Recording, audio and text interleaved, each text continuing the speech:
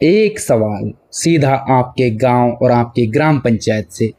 जब गांव में सड़क खराब होती है तो गुस्सा किसे आता है? युवा को। जब पानी की किल्लत होती है तो परेशानी कौन झेलता है? युवा। जब बजट में घोटाला होता है तो सवाल कौन खड़े करता है? युवा।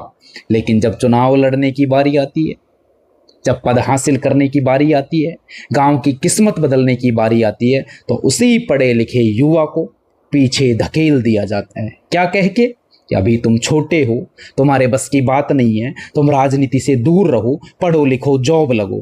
कब तक? आखिर कब तक अपने निजी स्वार्थ के लिए पढ़े लिखे युवाओं का रास्ता रोका जाएगा? क्या गांव का शिक्षित और युवा सिर्फ दूसरों की गाड़ियों पर झंडे लगाने और चुनाव में वोट देने के लिए बने हैं? क्या उसे चुनाव लड़ने का अधिकार नहीं है? क्या युवाओं को सरपंच नहीं बनना चाहिए? क्या युवाओं को जनप्रतिनिधि बनकर अपनी पंचायत चलाने का हक नहीं है? क्या युवाओं को राजनीति में सीधी हिस्सेदारी नहीं मिलनी चाहिए? क्यों नहीं मेरे भाई, क्यों नहीं मिलनी चाहिए? मेरा सवाल है आपसे सीधा। भारतीय संविधान क्या कहता है? भारत का संविधान हर 21 साल के नागरिक को पंचायत का चुनाव लड़ने और जनप्रतिनिधि बनने का पूरा संवैधानिक अधिकार देता है। उसी भारत का समाज तो संविधान तो कह देता है कि 21 साल का नागरिक पंचायत चुनाव लड़ सकता है और सरपंच बन सकता है, जनप्रतिनिधि बन सकता है। लेकिन उसी भारत का समाज कहता है नहीं, ये तो छोटे हैं, ये क्या समझते हैं, वगैरह वगैरह बहुत सारी बातें कर देते हैं। लेकिन सोचो एक बार, जब देश का संविधान किसी युवा को चुनाव लड़ने से नहीं रोकता, तो फिर गांव के कुछ लोग अपने निजी स्वार्थ के लिए युवाओं का रास्ता रोकने वाले कौन होते हैं? क्यों भाई, क्यों रोकते हैं? सच तो ये है कि कुछ लोग चाहते ही नहीं है कि पढ़ा लिखा युवा सत्ता में आए।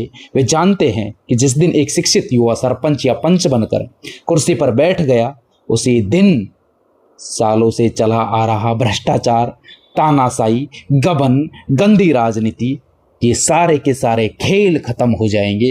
वे जानते हैं कि युवा आएगा तो पाई पाई का हिसाब मांगेगा, योजनाओं का पैसा सीधा जनता तक पहुंचाएगा, गांव में पारदर्शिता लाएगा, गांव में जो मठ बने हुए हैं उनका खंडन करेगा। जो लोग कहते हैं कि युवाओं के पास अनुभव नहीं है, उनसे मैं पूछना चाहता हूं कि दशकों से जिन अनुभवी लोगों के हाथों में पंचायत की कमान थी, उन्होंने गांव को क्या दिया?